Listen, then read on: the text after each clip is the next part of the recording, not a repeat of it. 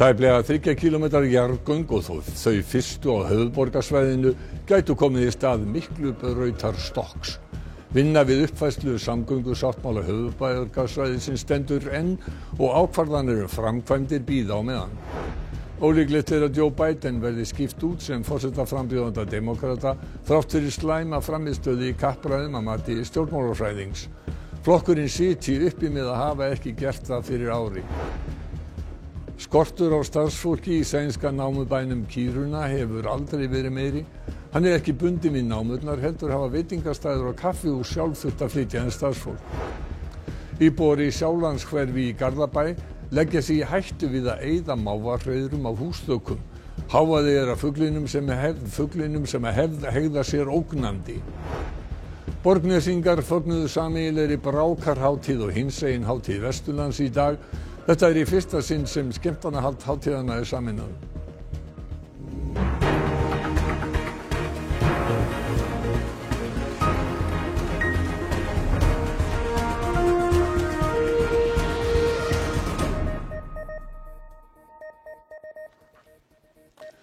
Gott kvöld, við biðjumst velvirðingar á því að útsendingu fréttatímans hefur seinkað. Við ráðum ekki við náttúruöflin í Dortmund þar sem að þrumur og eldingar seinkuðu leik Þjóðverja og Dana í 16 liða úrslitum EM og þar með 13. En þá hefjum við leikinn. Til greina kemur að gera 2 og 8 kílómetra löng jarðgöng frá Skeifunni og vestur fyrir Hlíðarenda í Reykjavík í stað þess að setja Miklubraut í stokk eins og lagt var upp með í samgöngusáttmála höfuðborgarsvæðisins. Uppfærslu sáttmálans átti að ljúka síðasta sumar. Samgöngusáttmálinn var undirritaður árið 2019. Með honum gerðu ríkið og sveitarfélögin á höfuðborgarsvæðinu samkomulag skipulag og fjármögnun uppbyggingar samgangna á höfuðborgarsvæðinu til 2034.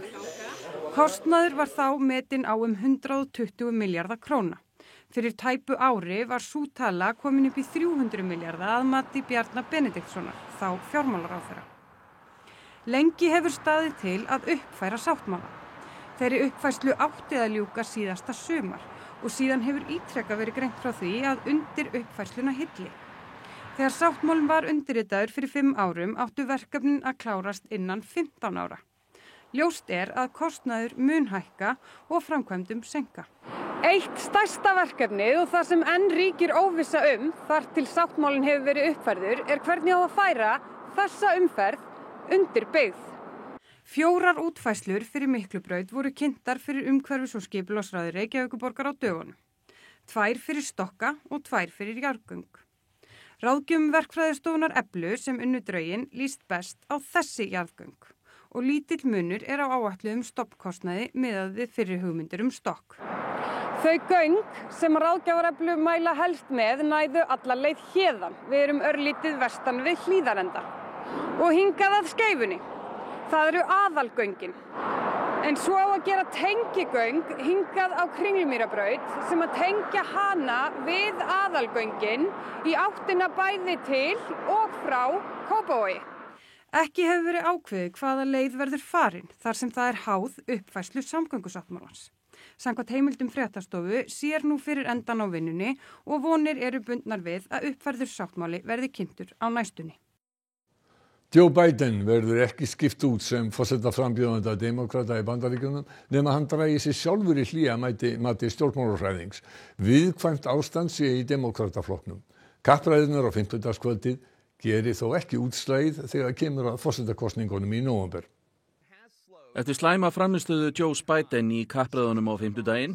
Everything we have to do with Hélt hann þrumur ræðu á kosningafundi í Raleigh í Norður Karólínu í gær.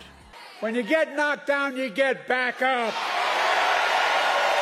Hann var svo mættur til New York í dag á fjáröflunarsamkomur fyrir framboð sitt.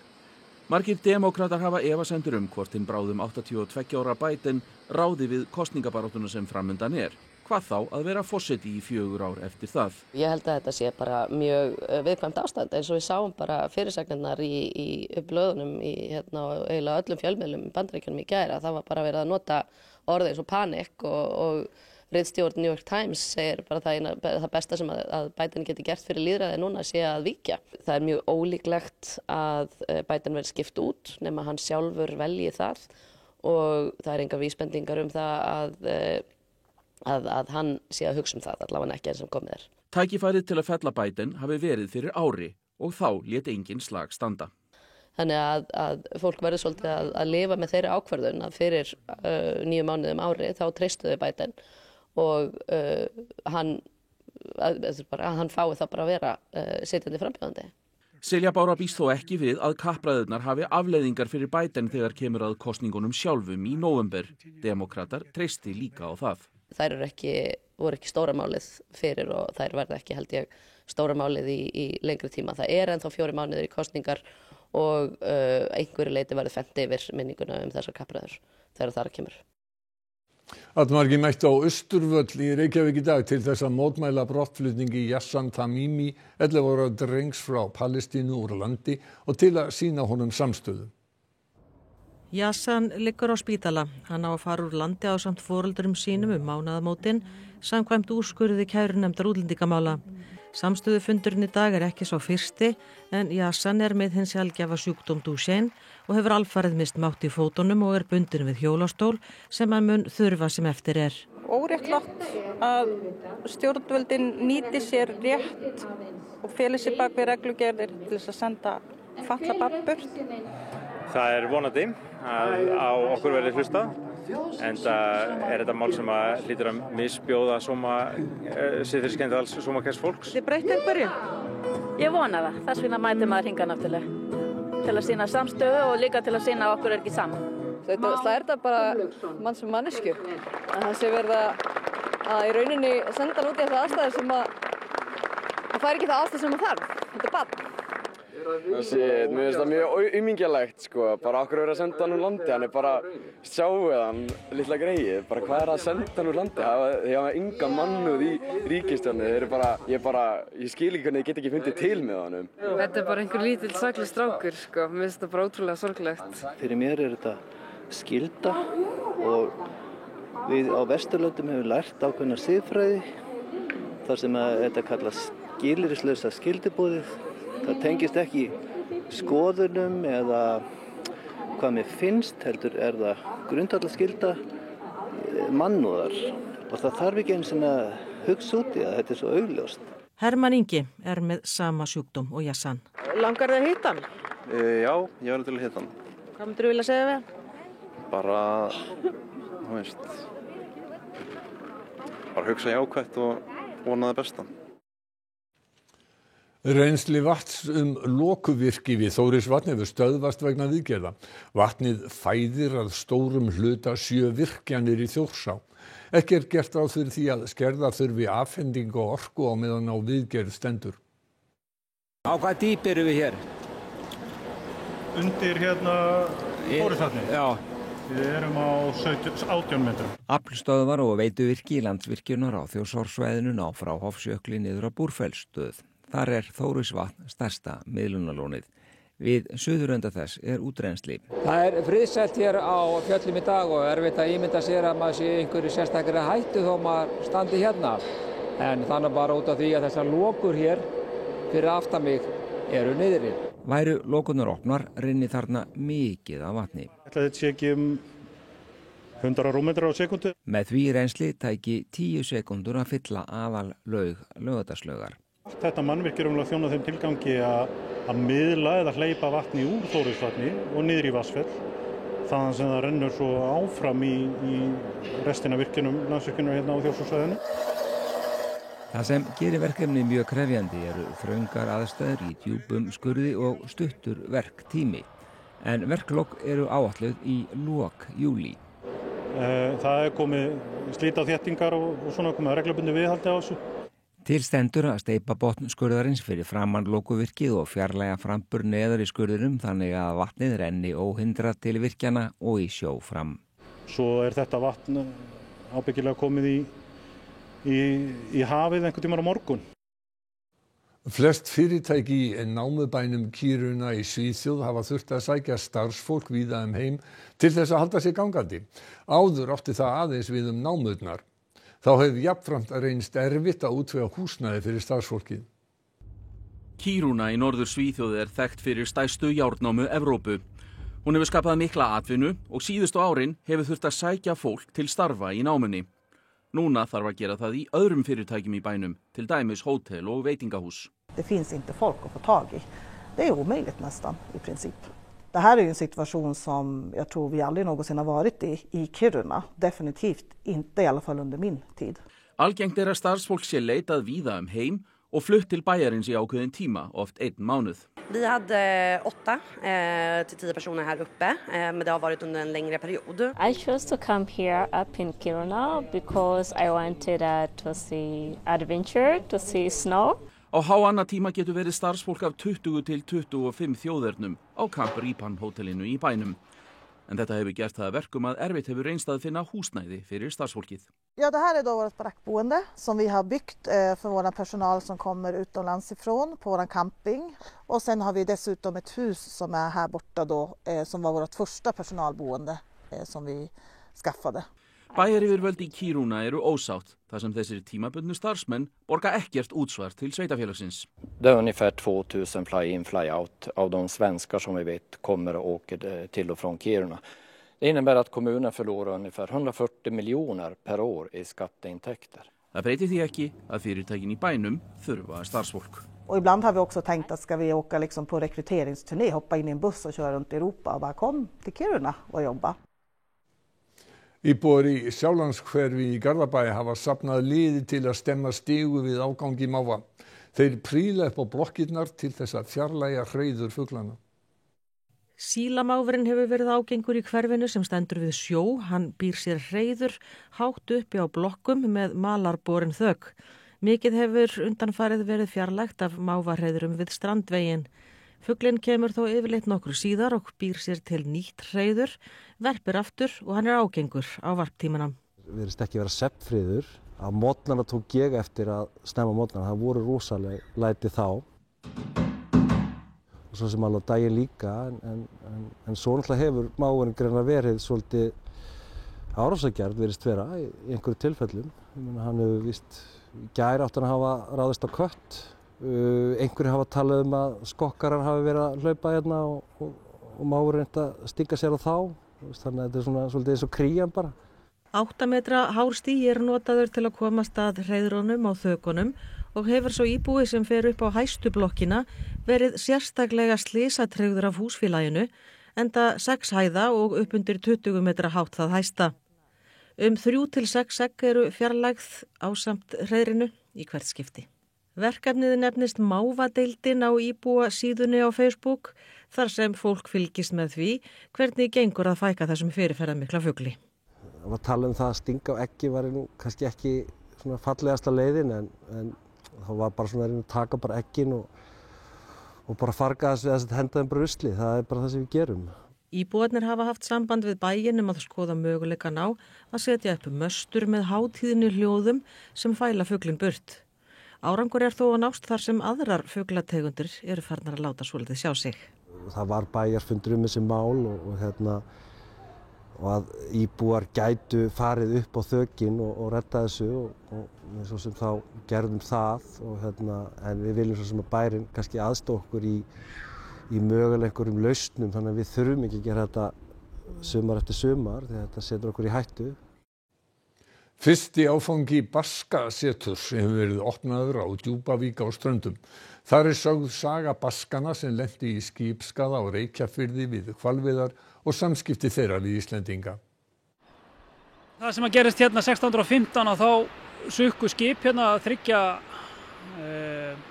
hvalveiðiskipa hérna inn á Reykjafirði og þá hófust nú ansi miklar hremmingar hjá þessum blessuðu mönnum sem endaði með því að Ari Ögri drap þá hérna yfir í Ísafjarðardjúpi. 400 árum seinna bað Ólafur Engilbertsson, formaður Baskavina Íslands, Baska formlega afsökunar. Á vegg hvelfingarinnar má sjá sjófarendabænina á basknesku. Menn vilja halda það að Baskar hafi verið bölvaðir ruddar en svo þegar maður skoða betur söguna þá hafa væntanlega bara samskipti þessar tveggja þjóða bara verið mjög jákvæð. Til að mynda var fyrsta íslenska orðabókin, basknesk íslensk orðabók. Þar má líka sjá bát eins og þá sem Baskarnir notuðu til að veiða sléttbak.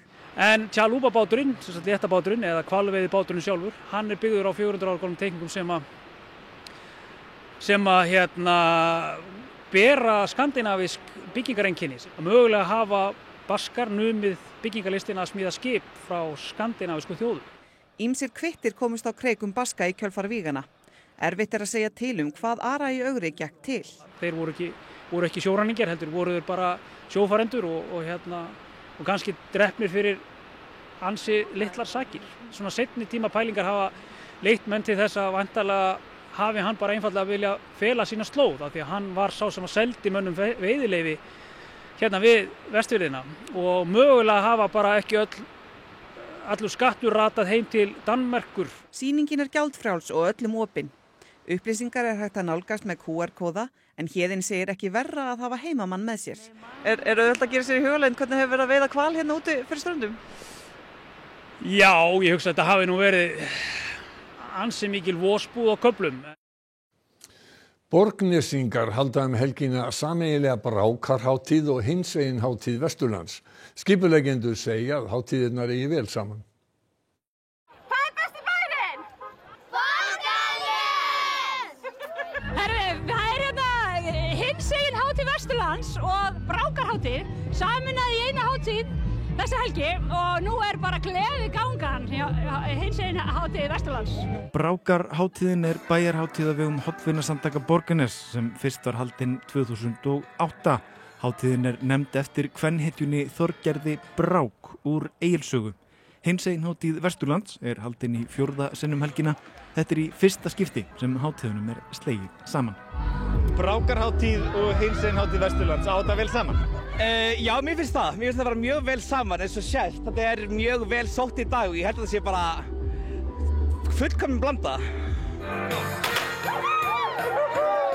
Hvaða vagn er þetta? Unglingavægnin. Takið alltaf þátt? Já. Hvað er skemmtilegt við þessa göngur? Það er bara stemmingin. Já.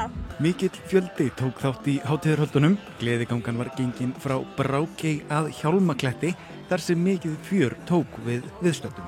Það er skemmtidagskrá núna eftir gönguna niðri við Hjálmaklett og svo er loppumarkaður eftir það og svo verður ball í kvöld í Hjálmakletti.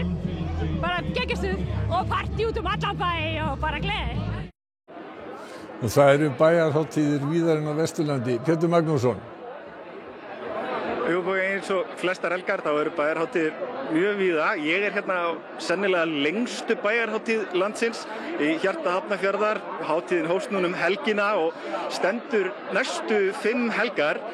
Páll Egilsson er hjá mér, Palli í Bæjarbíói. Er ekkert mál að halda uppi stemmingu í svona langa tíma? Nú erum við orðin æfð, þetta er 8. árið í röð. Við byrjuðum 2017 með eina helgi og svo höfum við verið að stækka þetta svona ár frá ári og við höfum bara verið að fylgja eða eftirspurninu og svo stækkar þetta með samfélaginu og fólkinu.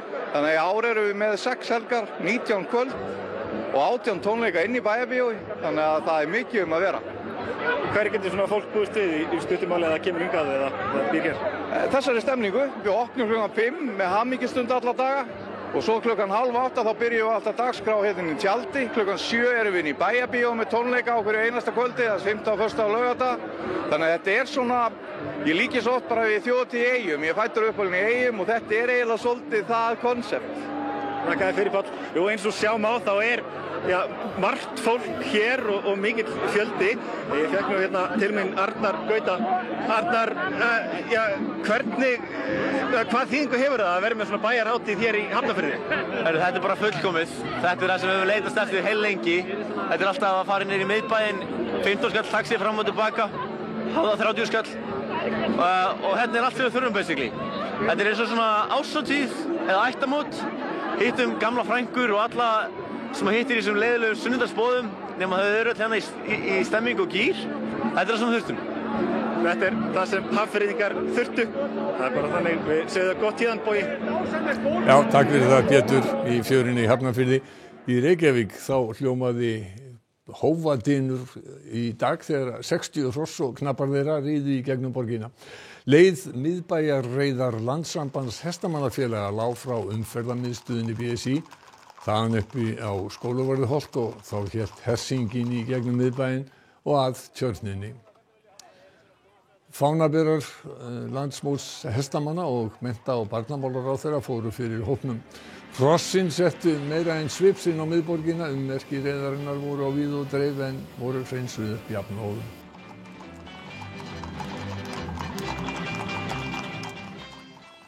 Og þá að sjá hvernig viðrar á landsmenn.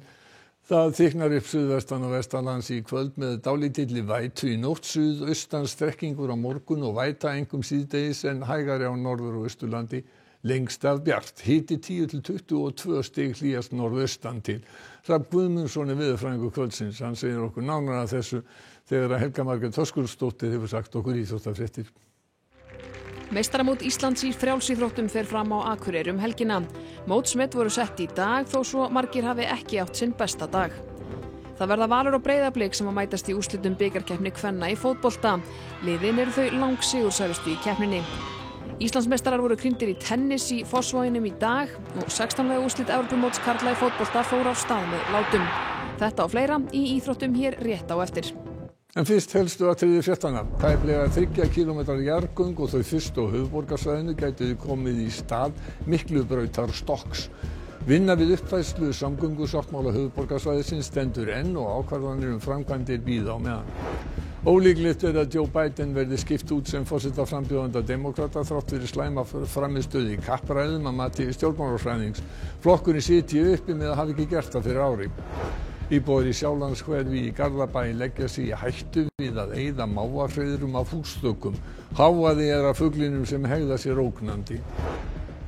Borgnesingar fögnuðu sameiginlegri brákarhátíð og hinsegin hátíð Vesturlands í dag. Þetta er í fyrsta sinn sem skemmtanahald hátíðanna er sameinað. Fréttatíminn er á enda. Við segjum fréttir í útvarpinu á miðnætti og svo verðum við að venju á vaktinni í alla nótt á RÚV.is en við ætlum að kveðja með myndum frá siglinganámskeiði í Siglunesi við Nauthólsvík í Reykjavík. Njótið helgarinnar og verið sæl.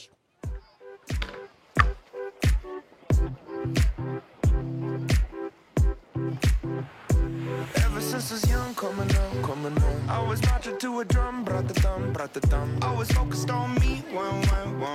Now I wish that I could hold someone. So tell my mama I love her, call my baby sister. Shoulda hugged and kissed her, 'cause life is just a mystery and it's gone before you know it. So if you love me, won't you show it? 'Cause this life is one big symphony. This night is one for you and me. I'm the strings and you're the timpani.